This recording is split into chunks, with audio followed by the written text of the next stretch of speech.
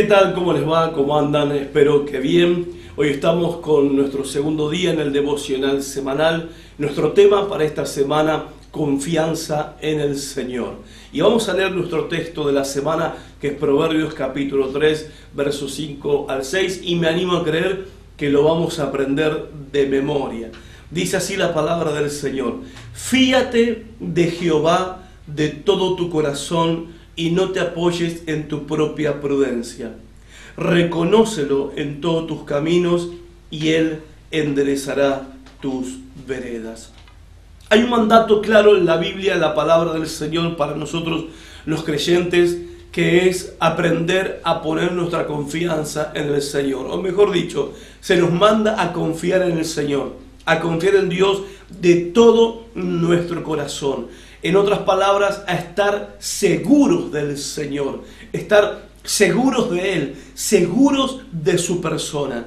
Y comenzamos ayer a hacernos un autoexamen y nos preguntamos si es que podíamos confiar en el Señor a pesar de las pruebas que tengamos que afrontar. Hoy nos vamos a preguntar si podemos confiar en el Señor aún y estar seguros de Él, aun cuando nuestros sueños se frustran y se hacen polvo. Un ejemplo ayer para nosotros fue el ejemplo de Daniel, que ilustraba la confianza en medio de las dificultades y de las pruebas. ¿Y quién va a ilustrar para nosotros hoy esta confianza cuando los sueños se destruyen, cuando los sueños se disuelven, se hacen polvo y son frustrados? El ejemplo nuestro es José. José, la historia de él está en Génesis capítulo 37, que también les recomiendo a ustedes que lean del capítulo 37 al capítulo 50 de Génesis, porque relata una maravillosa historia de un joven que confió en el Señor aun cuando sus sueños fueron hechos pedazos. José, a la edad de 17 años, tenía sueños con respecto a su futuro, y no eran cualquier sueño. Tenía sueños de grandeza, tenía sueños de cosas grandes, tenía sueños de un futuro promisorio para su vida y también para toda su familia.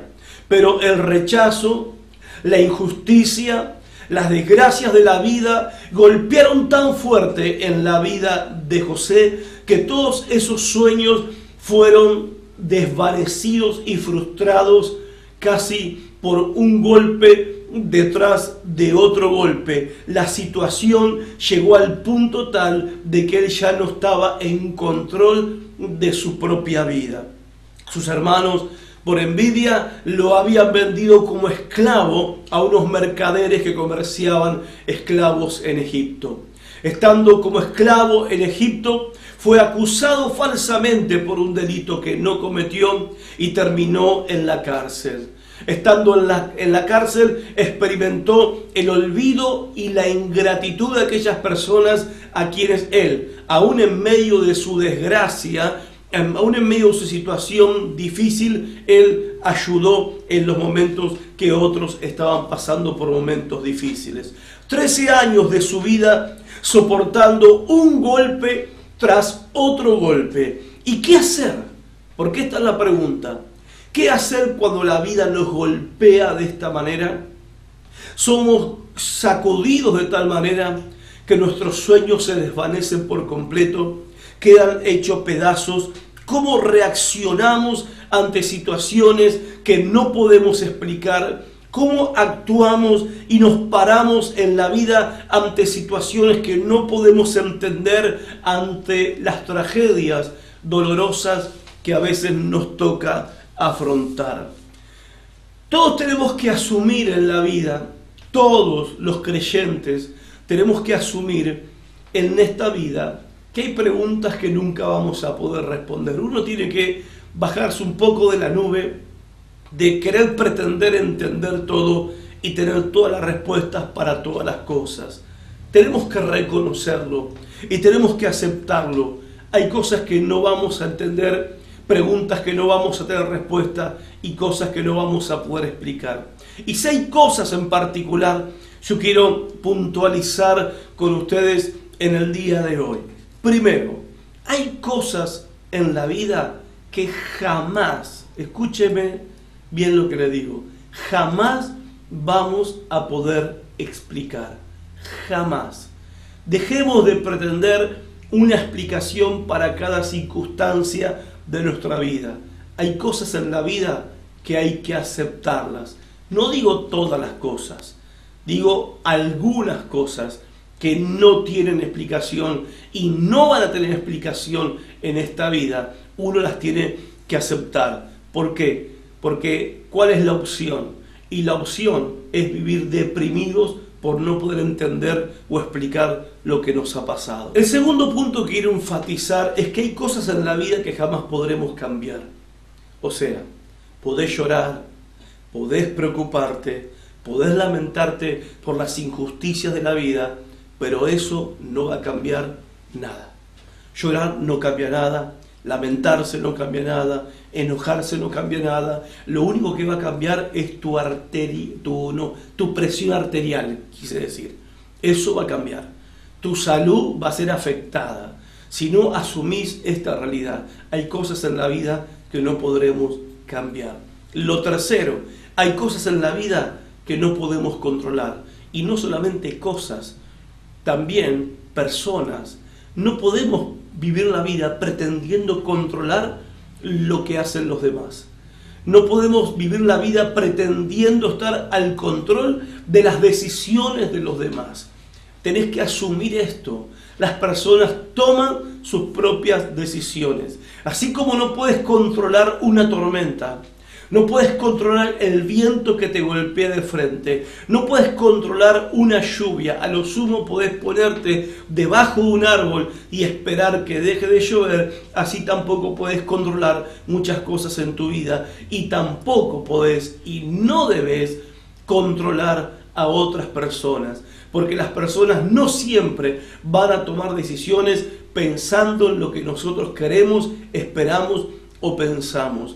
No cometamos el error de querer controlar a las demás personas, porque eso es sumamente desagradable a los ojos del Señor y es un pecado. Lo cuarto que quiero enfatizarles es que hay cosas en la vida que no podemos detener. Uno puede estar parado en la vía de la vida y ver que el tren viene de frente y hay dos opciones. Me quedo ahí y enfrento la máquina locomotora del tren, o me hago un paso al costado y que el tren pase y siga su curso. Hay cosas en la vida que no vamos a poder detener. Hay cosas en la vida que son imparables. Se va a morir un ser querido, no lo podés detener. Son cosas imparables. Tenemos que aprender a soportarlas. Quinto lugar, hay cosas en la vida por las cuales nosotros no somos responsables. A ver, saque de su mano derecha el planeta Tierra, ¿sí? No todo lo que pasa alrededor nuestro y aún en nuestra propia vida, nosotros somos responsables. A veces los padres se sienten mal por las decisiones necias de sus hijos y no somos responsables. Yo sé que quizás suene polémico lo que voy a decir, pero creo que esta es la realidad. No somos responsables de las decisiones necias de nuestros hijos, por dar un ejemplo. Sí somos responsables en educarlos, en formarlos en el temor del Señor, y si no lo hacemos, obviamente que habrá consecuencias que los hijos van a sufrir y nosotros, por supuesto, también. Pero nuestros hijos toman sus propias decisiones. Yo en mi caso personal siempre recuerdo que en mis primeros tiempos de creyente, cuando contaba mi testimonio acerca de cómo el Señor me había librado de la vida de vicio y de drogas, y me preguntaban de que por qué lo había hecho, uno siempre tenía como la tendencia de querer echarle la culpa a los padres por las cosas que uno hizo. Pero mis padres nunca me enseñaron eso, al contrario, me enseñaron todo lo contrario. En mi casa nadie fumaba, en mi casa no había esa clase de vicios. Sin embargo, yo me dediqué por completo en mi adolescencia al vicio total. Y ellos no eran responsables de esa decisión necia que yo estaba tomando en mi vida y que después las consecuencias las tuve que enfrentar muy dolorosas, y agradezco a Dios que en ese momento lo pude ver a Cristo viniendo a encontrarse conmigo y entregarle mi vida para que Él me salvara, y gracias a Dios por eso hoy estoy aquí predicando la palabra y compartiéndola con ustedes. Pero ellos no eran responsables, ni son responsables hoy de las decisiones que yo como hijo estoy tomando. No somos responsables de todas las cosas, pero sí somos responsables de cómo vamos a reaccionar ante las cosas. De eso sí somos responsables. Y en sexto lugar, hay cosas en la vida que no vamos a poder superar. Quizás esto también suene medio polémico y te parezca contrario a todo ese mensaje positivista de que sí, que todo lo puedo, que todo lo puedo, que todo lo puedo. Es verdad que tenemos esa capacidad de sobreponernos ante las situaciones difíciles de la vida, pero hay cosas que humanamente yo no puedo superar. Capaz que lo que estoy diciendo lo digo para mí y usted sí puede, es pariente de Superman, la prima de la Mujer Maravilla, bueno, no sé. Y usted todo lo puede, usted todo lo sabe, pero en el caso mío no es así. Yo sé que no puedo todo, yo sé que no sé todo, yo sé que tengo limitaciones. Dios no tiene límites, Dios puede todo, Dios sabe todo, y por eso confío en Él, por eso me apoyo en Él y no en mí, porque yo no puedo todo, yo no sé todo, no voy a poder todo, ni tampoco jamás voy a saber todo. ¿Por qué? Porque tengo limitaciones, y eso lo tenemos que asumir. Tenemos que aceptar que no vamos a poder superar todas las cosas en la vida, que somos seres humanos con limitaciones. En Dios, claro que todo es posible, pero en Él, no en nuestra fuerza, en nuestra sabiduría y en nuestro conocimiento. ¿Por qué enfatizo estos 6 puntos y los comparto con ustedes? Porque muchas de estas cosas nos ocurren en la vida, creo yo, las 6 cosas nos ocurren en la vida y nos golpean al punto tal de que nuestros sueños se caen como si fueran un castillo de naipes, que se desvanecen, se destruyen y nos frustramos. Pero volvamos a José para terminar. ¿Qué fue de José y de los sueños que él tenía desde su adolescencia? ¿Qué fue de José después de recibir tantos golpes en la vida y de haber pasado por estas 6 cosas que yo acabo de enfatizar y compartir con ustedes? La Biblia nos dice que después de 15, 16 años, él se encontraba en una situación inmejorable. Esa situación, ¿cuál era? Él estaba viviendo el sueño que había tenido. Se encontraba siendo el segundo hombre más poderoso de la tierra. Era el primer ministro de la potencia mundial más grande del mundo en esa época, que era Egipto. Era la mano derecha del faraón. Era el ministro de Hacienda y de Economía de la potencia mundial más grande de esa época. Era el personaje político más importante y era el segundo en autoridad después del faraón. En medio de esa crisis, en medio de esa situación donde él estaba viviendo en ese sueño que él había tenido muchos años antes, sus hermanos venían de las tierras de donde ellos vivían a Egipto a buscar algo de comida y se encuentran con José. Con ese José al que ellos habían vendido como un esclavo, llenos de envidia y de odio contra él, ahora se encuentran con este José en un lugar de prominencia y de importancia.